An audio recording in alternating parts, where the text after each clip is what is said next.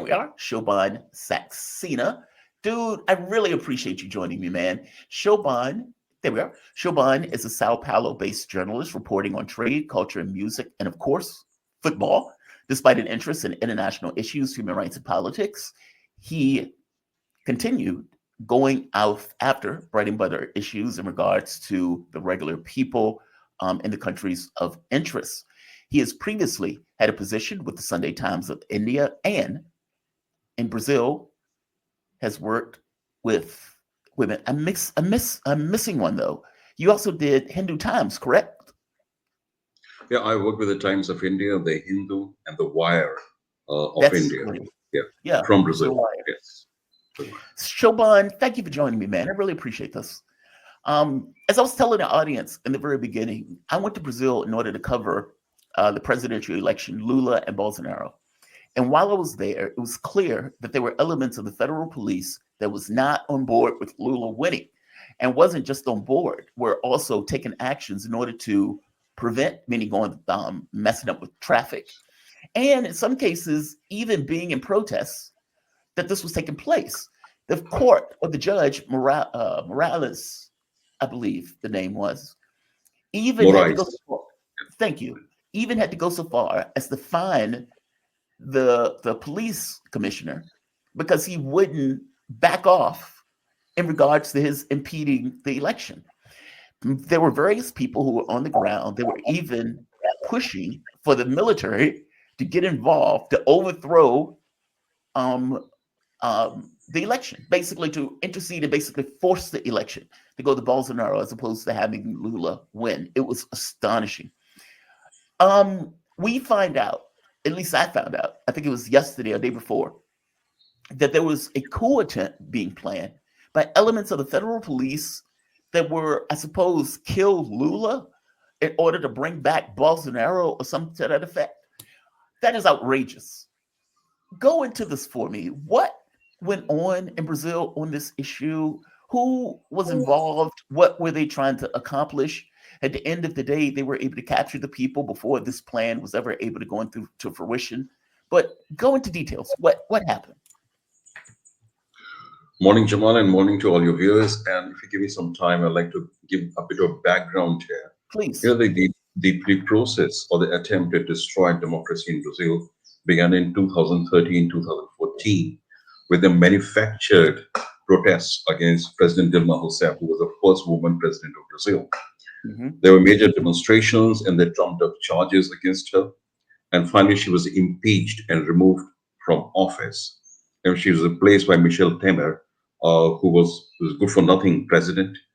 And they tried to turn Brazil towards the right, absolutely right.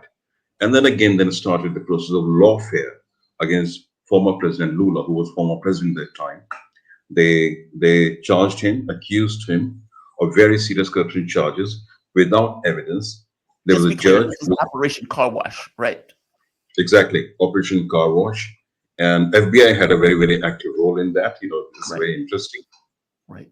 And there was a judge, Sergio Moro, who later became a minister in the Bolsonaro government, and complete conflict of interest. And he sent Lula to jail. And Lula was in jail. And because Lula was in jail and prohibited from contesting elections, Bolsonaro became president. And when he became president, he tried to he filled the major positions in his cabinet with former generals, military men. So practically, it was a military government because Bolsonaro himself comes from military. He was a former captain. Of course, he had to leave in disgrace, but his government was full of generals, admirals, people from Air Force. Hundreds of them working in the government. Now, in 2022, after Lula was cleared by the Supreme Court of any wrongdoing, all the charges against him were dropped and he was free to contest election again. Lula contested the presidential election in 2022 against Bolsonaro, who was the sitting president at the time. And Bolsonaro knew because of his severe mishandling of the pandemic. He even tried to deny vaccines to people. He tried to create this, asking people actually to go out and not observe lockdown. I mean, his behavior was really disgraceful. and he was bound to lose. When he realized that he was going to lose election to Lula, even before the elections, he started complaining about the electoral process in Brazil, that there's Hmm. going to be a fraud and the machines can be manipulated. And I would like to emphasize here that Brazil has one of the most secure elec election system. It's not like the US where every state has a different ballot system. Here, the whole country uses the same ballot systems. The machines are secure, they're audited. It's a very, very good system. And there's no evidence at all that machines can be manipulated. Right. And when he lost the election, he didn't accept the result. He flew to Miami to be with Donald Trump or with his buddies in Florida, and he didn't congratulate President Lula. He didn't participate in the transition of power, which is very important. And now what happened on January 1st, Lula assumed presidency, but in that time, between October 22 and 1st of January 23, this 2.5 months, there was a concerted effort by people in the previous government to deny presidency to Lula. And everybody saw, the whole world saw what happened on 8th of January in Brasilia. A group of people, thousands of them, they attacked the Supreme Court, the National Congress, and Presidential Palace, ransacked, put fires. It was very, very ugly scene. And it has been revealed the purpose of this rioting, which is very similar to what happened in Washington on January 6th, was to create chaos in the country and then ask the military to intervene. That plan did not succeed. The Polícia Federal, is like the equivalent of FBI here in Brazil. They opened an investigation into it. What actually happened? And after 2 years of investigation, they have come up with this report, which is almost 800 pages, which shows there was a conspiracy to kill Lula, his vice president Gerardo Alckmin, and Wow. the Supreme Court Judge Alexandre Moraes, who also heads the National Election Commission. So 5 people have been arrested last week for this plot to kill them before they could assume office. And now, yesterday, very, very big development where the 37 persons have been indicted for a conspiracy to destroy democracy in Brazil, deny presidency to President Lula, and a criminal plot to to take power by illegal means. And these people include former President Bolsonaro, his vice presidential candidate, General Braga Neto, and many others who served in his cabinet, including his national security advisor and chief of his party. So I think this is one of the most bizarre and incredible, actually, conspiracy to come out of Brazil in a long time. This was a very, Wait, very wait, wait. serious. I just want to make Sure. sure I got this right. So they're connecting Bolsonaro to this plot to kill Yeah. Lula also. So he's been connected. So is Bolsonaro going to be arrested in conjunction with this plot? See, this is the difference here. This is police indictment. This is not the court indictment. The Okay. system here works very different from the US. So what has happened? The federal police here has been carrying on this investigation for the past 2 years. And now they have completed the investigation and they've indicted these 37 people, including Bolsonaro. I And this see. report has been given to Prosecutor General of Brazil. Now, the Prosecutor General of Brazil will decide and initiate court proceedings or criminal proceedings against these people who have been indicted by the federal police. Wow. Okay. So do you think they're going to pursue the indictment? And I guess what I'm asking, and to nail it down, the people who were being charged for trying to kill Lula, his VP, and Morales on the court, are they directly connected to Bolsonaro in any way? And has the indictment, like you said, it was 800 pages, has it made the connection in a clear, direct way? See, like, it's a developing story, so the facts are still coming out. But it's the plot to kill Lula was obviously the part of the bigger plot to deny him presidency. So the Right. 5 people have already been arrested, and that includes some former generals, actually military officers, who served in the Bolsonaro government. So there was a plot to kill Lula, but there was a wider conspiracy to take power in Brazil by killing Lula and creating chaos on the streets and ask military to intervene and and take power. So there's an indictment of 37 people, including Bolsonaro, including his vice presidential candidate, including his chief of intelligence. You can imagine just the entire cabinet, and including a marketing guru from Argentina, who was the marketing guru of Javier Milei, the Argentinian president, who was Whoa. also who was also involved in this conspiracy. It was a very, very big conspiracy, and within this conspiracy, there was a plot to kill Lula, his vice president Gerardo Alckmin, and the judge Moraes, who has been most instrumental in protecting democracy in Brazil. Yeah. Because at the time of the election, he was heading the National Election Commission, and he ensured that election was free and fair. He ensured that there was no interference from the social media companies like Twitter, and that's why the right wing here, they absolutely hate his guts, and I'm not surprised that they wanted to kill him along with Lula and Alckmin. That is mind blowing, Shobhan. Like that is huge. I mean, because so what do you okay, wow. Like you said, it's a developing story. I did not know about the Bolsonaro part. I mean, Bolsonaro had been under pressure politically, or let's say legally in general. Even when he went to Florida, he was under pressure for attempts to overthrow the election, or at the very least, accusations that he was going to try to overthrow the election. Where does this go from here? I'm curious. Like, what's the next step in this investigation? I think the next step is, of course, in the hands of the Prosecutor General and Attorney General of Brazil. It's So a they're very, going to very have big to report. right or not? Yeah, indictment, an 800-page report. They will, of course, study it, and they'll, if they find the evidence credible, but I'm sure the evidence is very, very strong because it is a result of 2 years investigation. They've been Yeah. tracking the phone calls, the bank records, the communication, everything, and it slowly and slowly is leaking into the media. It's coming out every day what they're planning, how they're planning. They had a proper plan and they printed it. Believe it or not, it was on. They had a copy of the plan how to take power in Brazil, and how to take care, of Lula and his team. It was a very, very serious plan, and all the evidence had been submitted. Of course, Bolsonaro is keeping quiet. He's not talking much. He gave a statement yesterday, look, saying, "I'll talk to my lawyers, and my lawyers will handle it, and let the prosecutor general decide what is the next step." But he's in very, very serious trouble, because he's already been banished, or banned from being a candidate for 8 years because he did not accept the result of 2022 elections. He tried to overturn it, and for that reason, he has been banned from running for office for 8 years.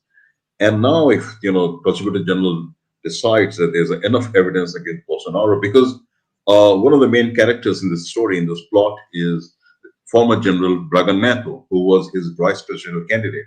So all the Okay. analysts here, the people asking if General Braga Neto knew about the plot, how's it possible that Bolsonaro didn't know the plot?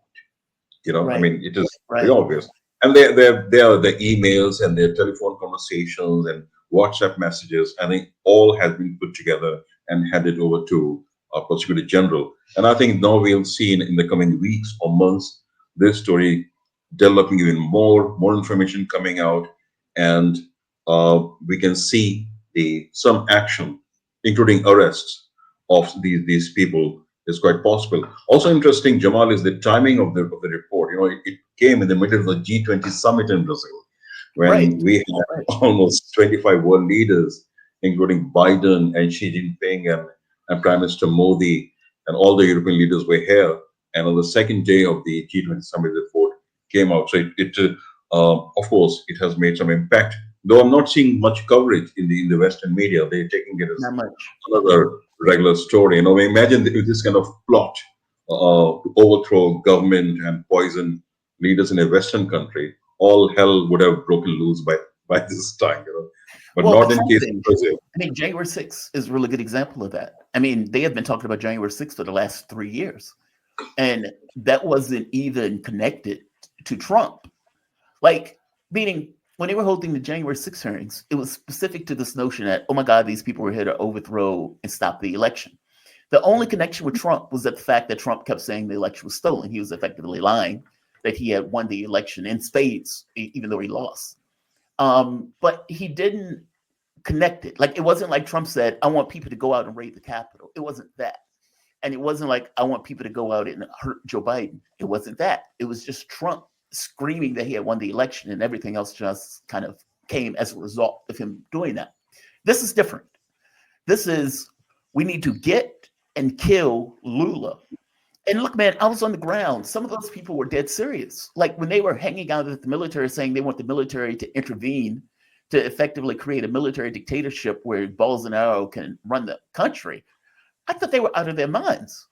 But you had a contingent of people that were there that believed it, and you had a contingent of the federal police that also seemed to be in the camp of Bolsonaro against any notion of democratic order, if indeed Bolsonaro was going to lose.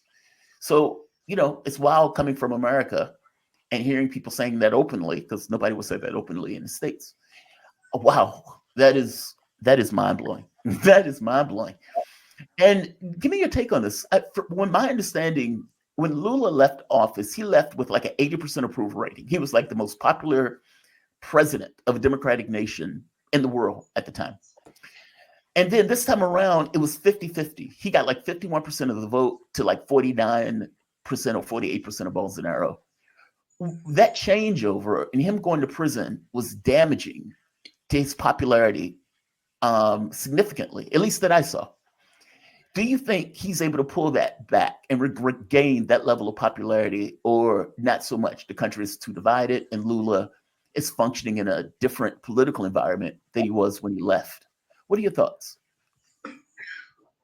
Yeah, before answering this question, Jamal, if you give me 1 minute, I'll make another comparison with January Oh, please. 6th. The, Yeah, yeah, the, the important difference between what happened in the US and what happened in Brazil, of course, the Trump spoke about the election being stolen, but he didn't have support of the US armed forces. He didn't have the support of CIA and FBI and the whole intelligence apparatus. But in yeah, Brazil, it was a completely different situation. I mean, Bolsonaro had the support of the armed forces, he had the support of the intelligence, he had the support of the entire establishment, except for the judiciary. So it's basically judiciary and to an extent the Congress, which saved Brazil, and that's a big difference. And so it is if you look in that context, it's a very serious conspiracy because yeah, is the former president working with the armed forces and the intelligence agencies to overthrow the government, and they almost succeeded. Why the plan failed, we'll see in the coming days. Now, coming back to the question of Lula's popularity, as you mentioned, when he left in 2008, he had almost 80% approval rating. And the right. Dilma Rousseff, she became the president, and she won the election very comfortably, not once, but twice. So, I mean, this whole propaganda that she was an unpopular leader and she was a corrupt leader is all propaganda because she won in 2008 and she again won in 2012. She won the presidency twice. What happened, Jamal, in Brazil from 2003 when Lula became president, 2002 till 2014, before they started the impeachment proceedings against Dilma Rousseff? Brazil underwent dramatic social changes, major social changes. You know, maybe people don't know the almost 54% of the Brazilian population is either black or mixed race population, Afro Brazilians. Okay, and these people have suffered historically a deep injustice. They have been victims of poverty. They don't have didn't have many rights. But this all began to change in 2002 after Lula became president, because with his policies, with his intervention from his government, a lot of rights, a lot of resources were given to the poor people, mostly black or mixed race people. And the Brazilian elite, they never accepted this change. In just 10 years, in the period of 10 to 12 years, Brazil finished extreme poverty in this country. There was no misery in this country. They Mhm. finished with famine, with hunger. They gave rights to maids and people who work in organized sector. So the Brazilian elite, which is of course rich and white, and also the military leadership, which is mostly white. They didn't accept this. So there was a reaction against it. There was a, you can say, a whitelash against these big changes in Brazilian society. We started with protest, manufactured protest against Dilma Rousseff, then her impeachment, then Lula being sent to jail, and and they branded the Workers' Party (PT), which is Lula's party, as a corrupt party. Of course, it dented the image of Workers' Party, and as a result of this campaign for almost 6, 7 years and lawfare against Lula in Operation Car Wash, the Workers' Party lost the 2018 election when Bolsonaro defeated Fernando Haddad, who's now the Minister of Finance in Brazil. He was the Workers' Party candidate, but he lost. He lost pretty badly to Bolsonaro because the climate in this country, a manufactured climate, was against Workers' Party. But the credible thing is, when Lula came back to power in 2022, he gained almost 14 million more votes than his party's candidate had won in 2018. Wow. So it's a so people say, oh, he won the election against Bolsonaro with a very thin margin. Yes, that's true.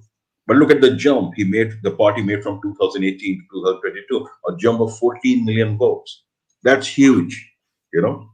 And so that is a result not just of Lula's popularity, but also the realization in Brazilian society that all these charges, the trumped up charges of corruption and anger against the party was was manufactured. You No. know, people in and people saw the Bolsonaro's behavior, his governance during the pandemic. Brazil after the U.S. had the highest number of deaths. Almost 800,000 people died here in this country. Highest number of infections after the Yeah. U.S. And the vaccine plan was delayed. A lot of things happened. People are very upset with him. Of course, Bolsonaro has created a group of a core like Trump has done in U.S. Well, Almost like it's separate. wild. I'm sorry, just to interrupt real quick. The U.S. had this document, Health and Human Services Report. And in the report, we bragged that we went after countries to try to get those countries to prevent them from using the Chinese and the Russian vaccine.